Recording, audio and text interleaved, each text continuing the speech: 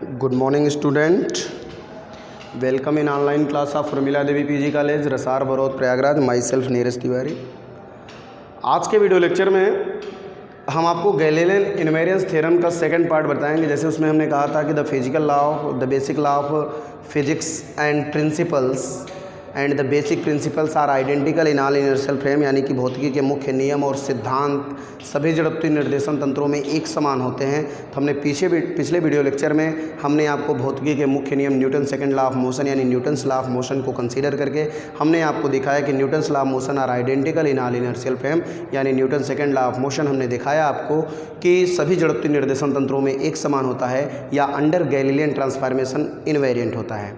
आज के video lecture में हम आपको law of conservation of momentum या कह सकते हैं principal of conservation of momentum के बारे में बताएंगे, यानी संवेग संरक्षण के सिद्धांत के बारे में बताएंगे. संवेग संरक्षण के सिद्धांत में हम जानते हैं कि जब एक से अधिक पार्टिकल एक दूसरे से कोलाइड करते हैं तो कोलिजन के पूर्व और कोलिजन के बाद का जो संवेग होता है वो एक समान होता है, यानी कांस्टेंट होता है. जो टोटल मोमेंटम उनका होता है वो कांस्टेंट होता है, यानी a large number of particles are collide with each other then before collision the total momentum of particle is equal to the after collision of the particle. यानी कहने का मतलब है कि यदि एक से अधिक यानी कई पार्टिकल कई कण एक दूसरे से कोलाइड करते हैं, संघट्ट करते हैं, तो संघट्ट के करने के पूर्व उन पार्टिकल यानी उन कणों का संवेग संघट्ट के बाद के संवेग के बराबर होता है. उसी के आधार पर हमने यहाँ लिखा है law of conservation of momentum में according to the law of conservation of momentum, या हम कह सकते हैं according to the principle of conservation of momentum, यानी संवेग संरक्षण के सिद्धांत के अनुसार when a number of particle in the interact and when a number of particle interact, यानी जब एक से अधिक नंबर ऑफ पार्टिकल का मतलब कई पार्टिकल, जब कई पार्टिकल एक दूसरे से इंटरैक्ट यानी कोलाइड करते हैं, संघट्ट करते हैं, एक दूसरे से टक्कर करते हैं, and no external force is applied on them, यानी and no external force is acting on them, यानी और उनके ऊपर कोई भी एक्सटर्नल फोर्स कोई भी बाह्य बल कार्य नहीं करता है. यानी जब संवेग संरक्षण के सिद्धांत के अनुसार हम जानते हैं कि जब जो एक से अधिक या कई पार्टिकल एक दूसरे से कोलाइड कई पार्टिकल एक दूसरे से संघट्ट करते हैं, कई पार्टिकल एक दूसरे से संघट्ट करते हैं, टक्कर करते हैं, और उनके ऊपर यदि कोई बाह्य बल कार्य नहीं कर रहा है, यदि कोई बाह्य बल यानी अतिरिक्त बल उनके ऊपर कार्य नहीं कर रहा है, तो कोलिजन के पूर्व यानी संघट्ट के पूर्व कणों का कुल संवेग संघट्ट के बाद के कुल संवेग के बराबर होता है, क्योंकि टक्कर तभी होगी जब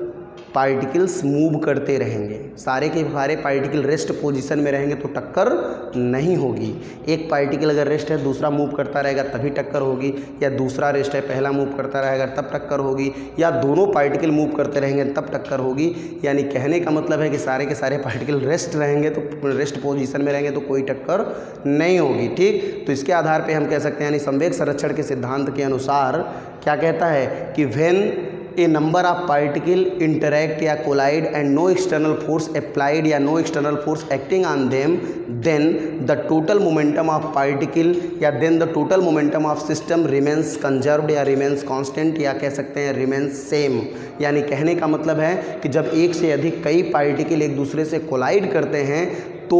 और कोई भी बाह्य बल कार्य नहीं करता है, एक दूसरे से कोलाइड करते हैं और सिस्टम पे कोई भी बाह्य बल कार्य नहीं करता है, तो सिस्टम का संवेग कुल संवेग संरक्षित होता है, कुल संवेग कांस्टेंट यानी नियत होता है. यानी कहने का मतलब है जब एक से अधिक पार्टिकल एक दूसरे से संघट्ट करते हैं, टक्कर करते हैं, और कोई भी एक्सटर्नल फोर्स कोई भी बाह्य बल वहाँ कार्य नहीं करता है, बाह्य बल की अनुपस्थिति में जब एक से अधिक पार्टिकल एक दूसरे से टक्कर करते हैं तो संघट्ट के पूर्व का संवेग संघट्ट के बाद के संवेग के बराबर होता है. यानी संघट्ट के पूर्व का कुल संवेग संघट्ट के बाद के कुल संवेग के बराबर होता है. यानी हम कह सकते हैं कि यदि पार्टिकल दो पार्टिकल हम कंसीडर कर लें, when two particle P1 when two particle are consider the mass M1 and M2, M1 और M2 द्रव्यमान के दो कण हम कंसीडर करें, दोनों एक दूसरे से टक्कर करते हैं, तो दोनों एक दूसरे जब टक्कर करते हैं तो टक्कर के पूर्व according to law of conservation of momentum their momentum before collision is equal to the momentum of after collision. यानी कहने का मतलब जब एक दूसरे से संघट्ट करते हैं तो संघट्ट के पूर्व उनका जो संवेग होगा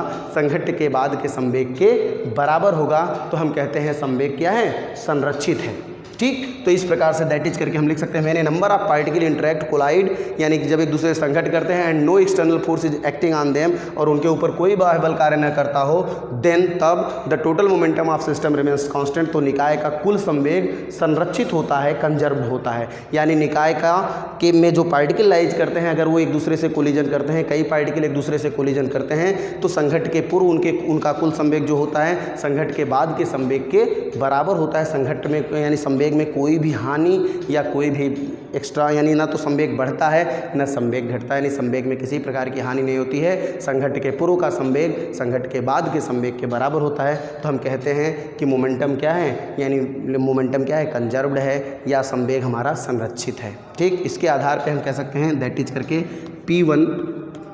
plus P2 before is equal to हो जाएगा P1 प्लस P2 आफ्टर, यानी संघट्ट के पूर्व निकाय का कुल संवेग, यानी यदि हम माने कोई सिस्टम है जिसमें दो पार्टिकल लाइज करते हैं, तो संघट्ट के पूर्व उनका जो संवेग है वो संघट्ट के बाद के संवेग के बराबर है। हम मान लेते हैं संघट्ट के पूर्व उनका एक पार्टिकल का संवेग P1 है, एक पार्टिकल का संवेग P2 है, तो उनका कुल मोमेंटम कितना है, P1 plus P2 before collision. And जब वो संघट्ट करते हैं तो हम मान लेते हैं कि उनका मोमेंटम P1 और P2 ही है, यानी उनका मोमेंटम चेंज होता है। तो संघट्ट के बाद का अगर संवेग आपस में बराबर, ये P1 और P2 ही रहे, यानी संघट्ट के बाद का संवेग क्या हो, वो चेंज ना हो। P1 प्लस P2 जो संवेग यहाँ है संघट्ट के पूर्व, वही संवेग क्या हो, वही मोमेंटम हमारा संघट्ट के बाद भी अगर कंसीडर होता है, अगर सेम मोमेंटम हमको कंसीडर होगा, जो बिफोर कोलिजन जो मोमेंटम है वही मोमेंटम आफ्टर कोलिजन होगा, तो हम कहेंगे मोमेंटम क्या है, यानी संवेग संरक्षित है, momentum is conserved, momentum are conserved. हम यहाँ कह सकते हैं वेयर यहाँ लिख सकते हैं, आप जानते हैं, पीछे पढ़े होंगे इंटरमीडिएट में आप लोग, where momentum P is equal to m into भी, हम जानते हैं मास इंटू वेलोसिटी होता है। सिंस अब यहाँ से हम जानते हैं मास इंटू वेलोसिटी होगा, मास इंटू वेलोसिटी होगा, एंड हम यहाँ से कह सकते हैं वेयर मोमेंटम P, या since the definition of momentum P हम यहाँ कह सकते हैं where momentum P is defined as P is equal to m into v, से हम इसको डिफाइन करते हैं। मास द मोमेंटम की डेफिनेशन अगर आपसे पूछा जाए तो क्या कहेंगे, the product of mass and velocity is known as the momentum. Mass और वेलोसिटी का जो गुणनफल होता है वही हमारा मोमेंटम होता है। तो हम यहाँ लिख सकते हैं where momentum P is equal to m into v, and since m and v is the mass and velocity of particle respectively. Since m and v, हम यहाँ से कह सकते हैं m and v be the mass and velocity of particle respectively, यानी क्रमशः ये हम क्या है, मास है, वेलोसिटी क्या है, भी क्या है, वेलोसिटी है। ठीक, यानी संवेग के संघट्ट के पूर्व यदि संवेग संघट्ट के बाद के संवेग के बराबर हो तो हम कहेंगे संवेग यानी मोमेंटम हमारा कंजर्व्ड है। ठीक, अब इसी के आधार पे हमको ये दिखाना है, हम यहाँ क्या दिखाएंगे, हमको ये दिखाना है कि law of conservation of momentum यानी संवेग संरक्षण का जो सिद्धांत है वो इनवेरिएंट होता है अंडर गैलीलियन ट्रांसफॉर्मेशन, यानी हम गैलीलियन ट्रांसफॉर्मेशन में जब कंसीडर करेंगे तो फ्रेम यस में जो मोमेंटम आएगा, फ्रेम यस का जो मोमेंटम होगा, यानी फ्रेम यस में अगर हम मोमेंटम मानते हैं कि before collision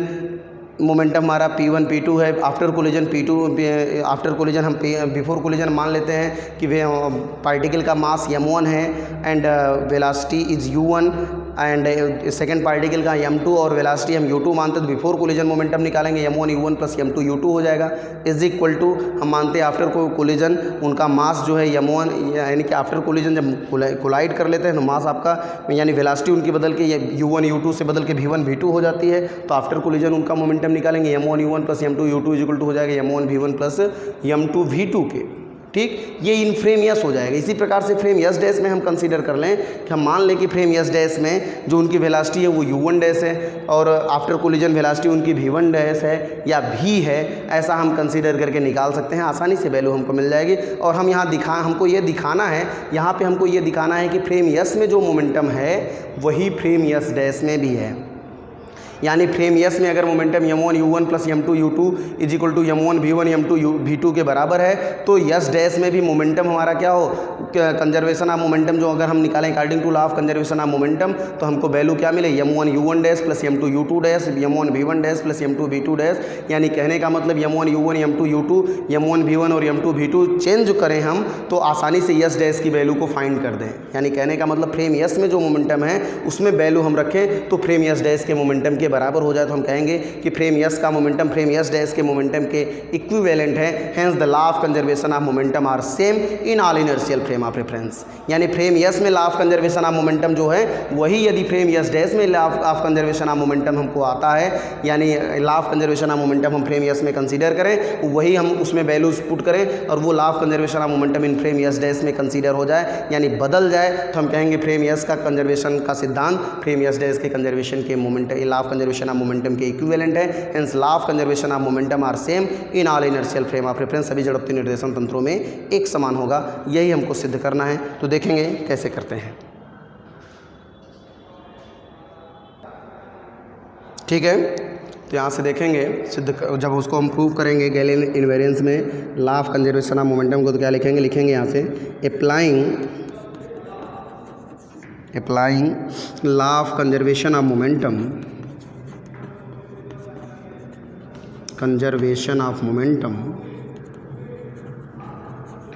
applying law of conservation of momentum of mass of collision of two particle of mass m1 and m2 if, यहाँ आप कंसीडर कर लेंगे, if in frame yes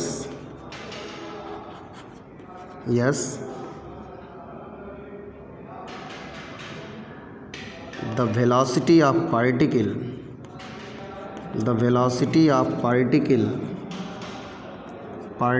before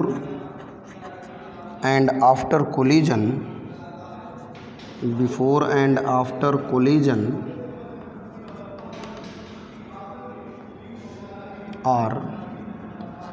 u1 u2 and v1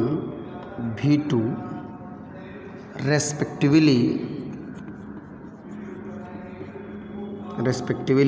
then according to law of conservation of momentum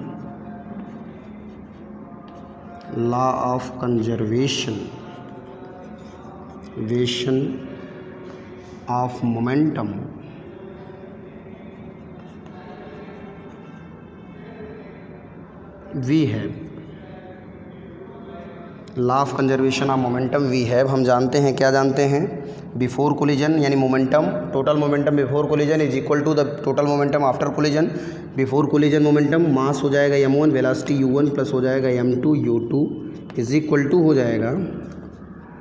m1 v1 plus m2 v2 के। ठीक है, is equal to हो जाएगा m1 v1 plus m2 v2 के। Equation number हम consider कर लेंगे 1। ठीक, ये हो गया law of conservation of momentum in frame S. If we observe the same collision from frame S dash moving with velocity v with respect to S, then according to the Galilean transformation of velocity we have, हम यहाँ से consider कर लेंगे, यहाँ से हम consider करेंगे। देखिए दो पार्ट में हम यहाँ से कंसीडर कर लेते हैं, थोड़ा इधर लिख देंगे, थोड़ा इधर लिख देंगे। देखिएगा, if we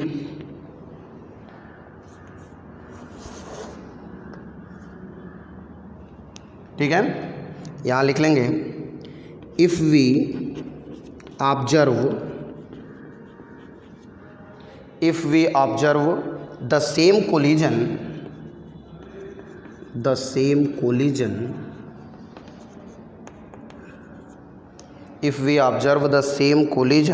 from frame yes dash, देखिए फ्रेम यस में तो ये हुआ, फ्रॉम फ्रेम यस, अगर सेम कोलिजन को हम फ्रेम यस डैश से मेजर कर रहे हैं तो क्या होगा, from frame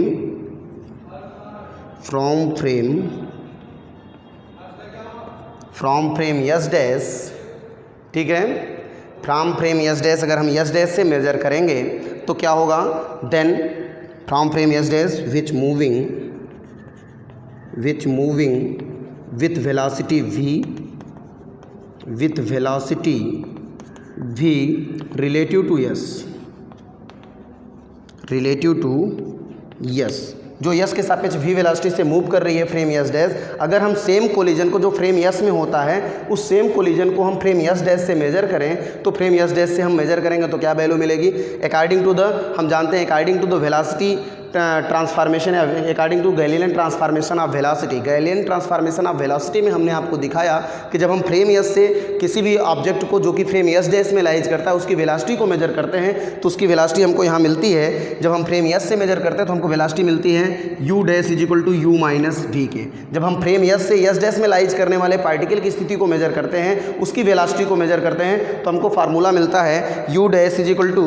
u minus v के। हमको फार्मूला मिलता है u dash is equal to u minus v के। लेकिन अगर सेम को यानी कि पार्टिकल, इसी पार्टिकल को हम फ्रेम यस में यानी फ्रेम यस डैश से, हमने यहाँ क्या कहा, हमने आपको बताया कि जब हम किसी पार्टिकल की वेलोसिटी को जो कि फ्रेम यस डैश में लाइज करता है उसको हम फ्रेम यस से मेजर करते हैं तो हमको वेलोसिटी ट्रांसफॉर्मेशन मिलता है according to Galilean transformation. Velocity की वैल्यू मिलती है u dash equal to u minus v। अगर हम सेम वेलोसिटी को फ्रेम यस में मेजर करें फ्रॉम फ्रेम यस डैश, यानी उसी पार्टिकल को हम फ्रेम यस में कंसीडर करें और हम उसके ऑब्जर्वेशन को फ्रेम यस डैश से मेजर करें, यानी कहने का मतलब यदि हम पार्टिकल की वेलोसिटी को फ्रेम यस डैश से मेजर करते हैं, फ्रेम यस से मेजर करेंगे यस डैश में लाइज करने वाले पार्टिकल को, तो वेलोसिटी हमको मिलेगी u dash equal to u minus v। लेकिन इनवर्स वेलोसिटी, इनवर्स ट्रांसफॉर्मेशन में जब हम कंसीडर करेंगे, यानी पार्टिकल हमारा जब फ्रेम यस में लाइज करता हो और हम मूविंग फ्रेम यानी यस डैश से जब हम वेलोसिटी को मेजर करते हैं तो हमको यही वैल्यू मिलती है। जब हम फ्रेम यस डैश से यस की स्थिति को मेजर करेंगे तो वैल्यू किसकी मिलेगी,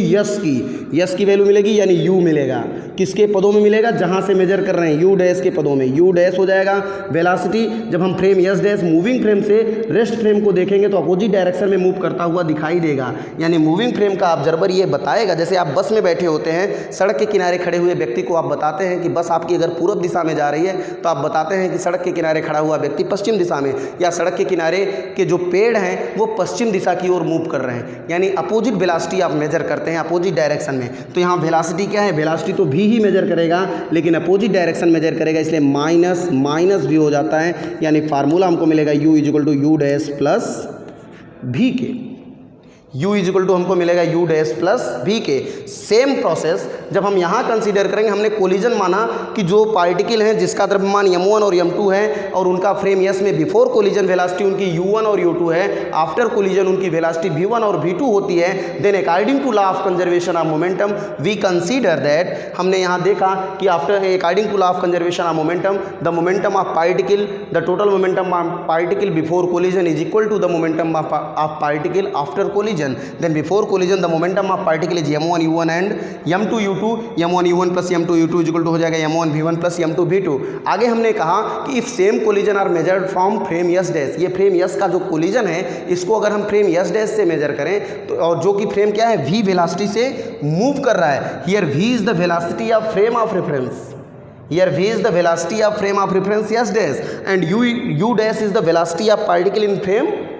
यस डैश। ठीक है, u dash is the velocity of particle in frame S dash which is measured from frame S dash. u dash is the velocity of particle which is measured by the observer of frame S dash, this is the velocity u dash. ठीक है, u dash plus v हो जाएगा u is equal to, यानी जब हम frame S dash से स्थिति को मेजर करेंगे तो हमको वेलोसिटी क्या मिलेगी, u इज इक्वल टू मिलेगा u डैश प्लस v के।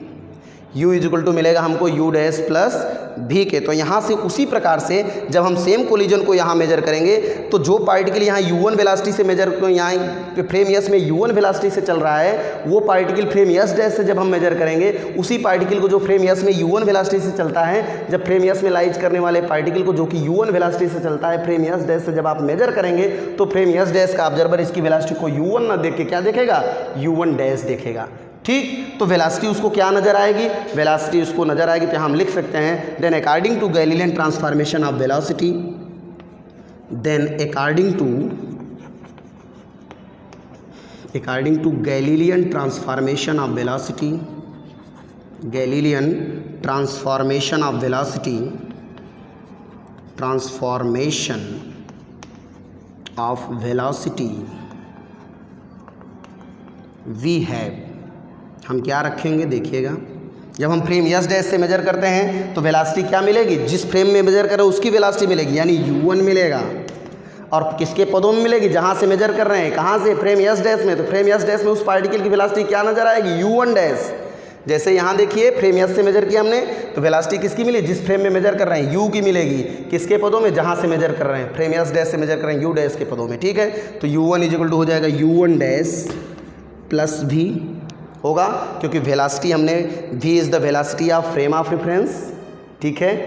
Yes dash and u1 dash is the velocity observed by the observer in frame S dash. Yes dash में जो ऑब्जर्वर लाइज करता है वो यस में जो पार्टिकल लाइज करता है उसकी वेलोसिटी को क्या मेजर करेगा, u1 डैश मेजर करेगा। और गैलीलियन ट्रांसफॉर्मेशन में उसको वेलोसिटी कितनी नजर आएगी, u1 बराबर u1 dash plus v major होगी। समझ में आया कि नहीं, u1 डैश प्लस v हो जाएगा। u2 इज इक्वल टू जब आप लेंगे u2 इज इक्वल टू हो जाएगा u2 डैश प्लस v के। इसी प्रकार से आफ्टर कोलिजन जब आप लेंगे तो v1 इज इक्वल टू हो जाएगा v1 dash, v1 is equal to हो जाएगा v1 डैश प्लस v के और इसी प्रकार से v2 इज इक्वल टू हो जाएगा v2 डैश प्लस v के। Putting this value in equation 1 we get, इसी वैल्यू को हम इक्वेशन 1 में यूज करेंगे, where u1 dash and u2 dash, v1 dash and v2 dash are the respective velocity of particle before and after collision in frame S dash. यहाँ हम लिख सकते हैं, इसके नीचे जगह नहीं है तो यहाँ लिख के दिखाते हैं आपको, where u1 dash comma u2 dash and v1 dash comma v2 dash, v1 dash comma v2 dash are the velocity of particle before and after collision, before and after collision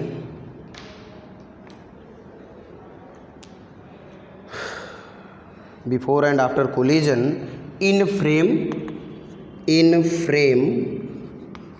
yes dash. ठीक है, in frame S dash. Then आगे हम क्या कर सकते हैं, putting the value of equation 2 consider करेंगे, combinedly इसको मान लेंगे इक्वेशन 2, कंबाइंडली हम मान सकते हैं इक्वेशन नंबर 2 और पुट कर देंगे इक्वेशन नंबर 1 में। ठीक है, कंबाइंडली हम इसको इक्वेशन नंबर 2 कंसीडर कर लेते हैं। इक्वेशन नंबर 2 यहाँ लिखेंगे,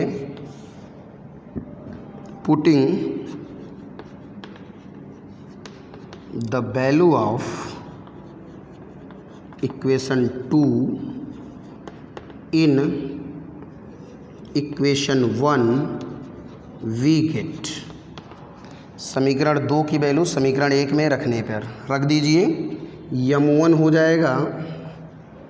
ठीक है, m1 हो जाएगा, यहाँ से u1 की वैल्यू रखेंगे u1 डैश प्लस v, तो गुणा करके रखिए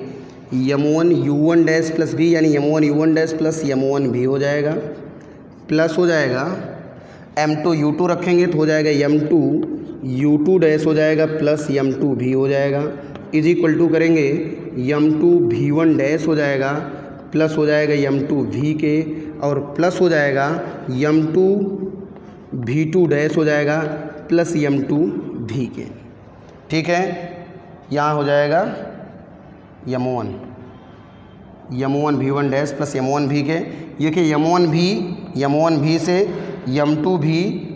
v से कैंसिल्ड आउट हो जाएगा, तो बचेगा क्या, इम्प्लाइज दैट आ जाएगा m1 u1 dash plus m2 u2 dash is equal to हो जाएगा m1 v1 dash plus m2 v2 dash के। ठीक है, m1 v1 डैश प्लस हो जाएगा m2 v2 डैश के, यानी इस प्रकार से हमको वैल्यू मिल जाएगी। यहाँ से हम निकाल सकते हैं, यहाँ से देखिए m1 v1 m2 v2, m1 v1 m2 v2 से कैंसिल्ड आउट हो जाएगा। यहाँ देखिए m1 v1 dash plus m1 v, देखिए m1 v m2 v m1 v m2 v से कैंसिल आउट हो जाएगा, बचेगा आपका m1 u1 dash plus m2 u2 dash is equal to m1 v1 dash plus m2 v2 dash. हमने कुछ नहीं किया, केवल गैलीलियन ट्रांसफॉर्मेशन ऑफ वेलोसिटी को अप्लाई किया। इक्वेशन नंबर 1 हमारा इन फ्रेम यस वाला वो यस डैश में चेंज हो गया। तो हम यहाँ लिख सकते हैं कि from equation 1 and 3 we say that, हम यहाँ कह सकते हैं from equation 1 and 3 we observe the conservation of momentum as observed in the moving frame S dash, thus the law of conservation of momentum remains invariant under Galilean transformation। ये हमारा क्या है, ये फ्रेम देखिए, फ्रेम यस में ये हमारा क्या है, law of conservation of momentum which is observed by the observer in frame yes, equation number 1 में। एंड इक्वेशन नंबर 3 में जो वैल्यू हमको फाइंड हुई ये क्या है, ये हमारा है law of conserve, it represent the law of conservation of momentum, law of conservation of momentum as observed in the moving frame S dash, यानी यस डैश में वैल्यू जो होती है, यस डैश के ऑब्जर्वर के द्वारा जो law of conservation of momentum find किया गया वो ये मेजर करता है, और यस का ऑब्जर्वर इसको law of conservation of momentum को ये मेजर करता है। तो हमने यहाँ देखा कि law of conservation of momentum in frame S is equal to the law of conservation of momentum in frame S dash, क्योंकि इसी में हमने वैल्यू को पुट किया और हमको यस डैश की वैल्यू फाइंड हो जाती है। तो ये इसका मतलब क्या है, फ्रेम इक्वेशन 1 इक्वेशन 3 के इक्विवेलेंट है। इसी प्रकार से हम u1 dash u2 dash v1 dash v2 dash की वैल्यू अगर हम पुट कर दें तो हम आसानी से ये इक्वेशन फाइंड कर लेंगे। u1 डैश की वैल्यू आप पुट करेंगे तो u1 dash equal to u minus v हो जाएगी आसानी से हमको, तो u1 dash equal to u1 dash is equal to हम निकालेंगे तो u1 माइनस v हो जाएगा, आसानी से हमको वैल्यू मिल जाएगी u1 minus v m1 u1 plus m2 u2 find हो जाएगा। यानी इक्वेशन नंबर 3 में अगर हम Galilean transformation of velocity use कर दें इक्वेशन नंबर 1 मिल जाएगा, या इक्वेशन 1 में Galilean transformation of velocity use कर दें तो इक्वेशन 3 हमको फाइंड हो जाएगा। यानी कहने का मतलब है कि law of conservation of momentum in frame S is equal to the law of conservation of momentum in frame in moving frame yes dash, hence we say that the law of conservation of momentum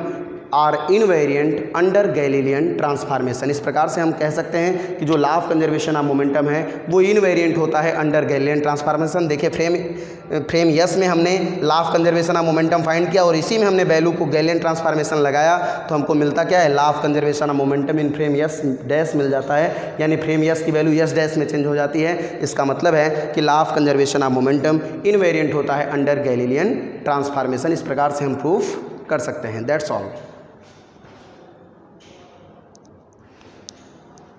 इस प्रकार से हम proof कर लेंगे law of conservation of momentum invariant होता है under Galilean transformation. ठीक है।